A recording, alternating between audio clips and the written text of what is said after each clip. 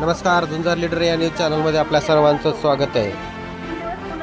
बदलापूर या ठिकाणी शाळेतील झालेल्या 2 मुलीवरती अत्याचाराच्या घटनेने संपूर्ण महाराष्ट्रामध्ये संतापाची लाट आहे। ठिकठिकाणी आंदोलने आणि निदर्शने होत असतानाच पिंपरी चिंचवड या ठिकाणी ही भीमशक्ती संघटना व काँग्रेस परिवहन विभागाच्या वतीने पिंपरी चिंचवड शहर या ठिकाणी बाबासाहेब आंबेडकर चौकामध्ये निषेध आंदोलन करण्यात आले। सदरील आंदोलनाचे नेतृत्व भीमशक्ती पिंपरी चिंचवड शहर युवक अध्यक्ष सूरज गायकवाड यांच्या नेतृत्वाखाली करण्यात आले। त्यावेळी प्रतिभा बनसोडे, प्रतिभा कांबळे, हरीश डोळस, मिलिंद फडतरे इत्यादी मान्यवरांनी या आंदोलनाचे नेतृत्व केले आणि नराधम आरोपीला तात्काळ फासावर लटकावा अशी मागणी सामाजिक कार्यकर्त्या प्रतिभा बनसोडे यांनी सरकारला केली आहे।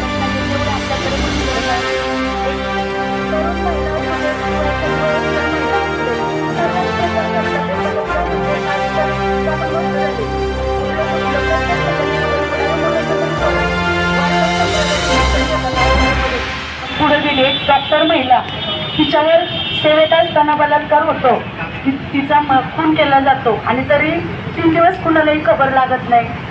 आज एक 3 वर्ष 8 महिन्याची मुलगी आहे, म्हणजे जिला स्वतःच्या शरीराची ओळख नाहीये, जिला खायचं प्यायचं कुठल्याही गोष्टीचं नॉलेजच नाहीये, त्या चिमुरडीवर लैंगिक अत्याचार होतात। 1 सोडून 2 ते पण कुंपणाने शेत खाल्ल्यासारखा प्रकार बदलापूर या ठिकाणी घडलेला आहे।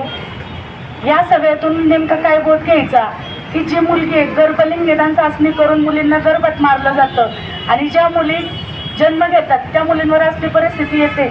चाललंय काय नेमकं? आपण उभे राहतो, सगळ्यांसाठी न्याय मागतो, अशा गोष्टींसाठी आपल्याला न्याय मागायची का वेळ आली पाहिजे? कुठेतरी विकृत मानसिकता वाढत चालली आहे।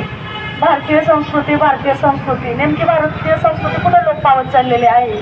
पाश्चात्य देशांमध्ये एवढे गुन्हे घडत नाहीये जेवढे आपल्याकडे गुन्हे घडत आहेत। एक तरुण महिला असू देत किंवा एखादी वयस्कर महिला असू देत, सर्रास प्रकार घडतात। बलात्कार म्हणजे एक आजकाल एक कॉमन गोष्ट झाली।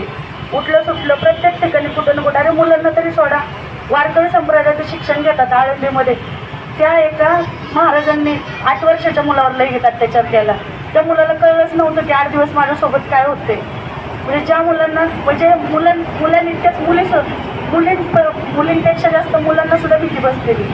कितीतरी असे शिक्षक आहेत की बाबा त्यांना शिक्षकी पेशाचं नॉलेज अजून सुद्धा आलेलं नाहीये।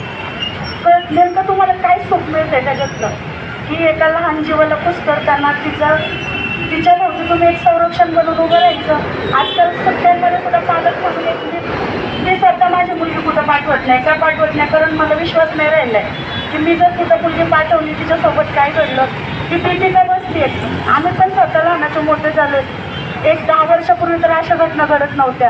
आजकाल या घटनांचं इतकं पेव का वाढत चालले आणि याला जबाबदार कोण आहे? आज गृहमंत्री लाडकी बहीण योजना जाहीर करतात, पण तुम्ही लाडकी सुरक्षा योजना का जाहीर करत नाहीये?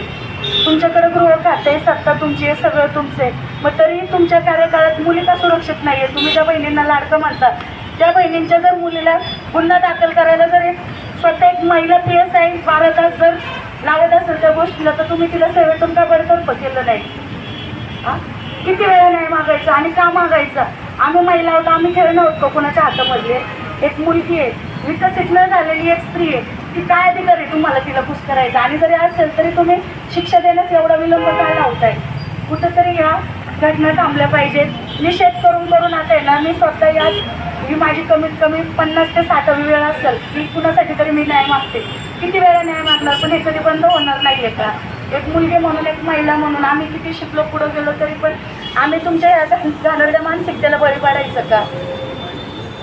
या सर्व घटनांचा जाहीर निषेध करताना कठोरात कठोर कारवाई या दोषींवर व्हावी आणि शिवकाळात जशी कडेलोटाची शिक्षा देत होते तसं तर शक्य नसेल तर फक्त एकदा आरोपी आमच्या ताब्यात द्या, आम्ही त्याला फोडून काढू।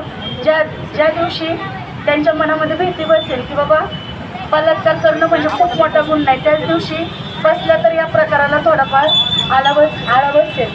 त्या चिमुरड्या मुलीला आणि त्या डॉक्टर महिलेला लवकरात लवकर न्याय मिळावा हीच आमच्या महिला वर्गाकडून विनंती आहे। जय भारत, जय संविधान।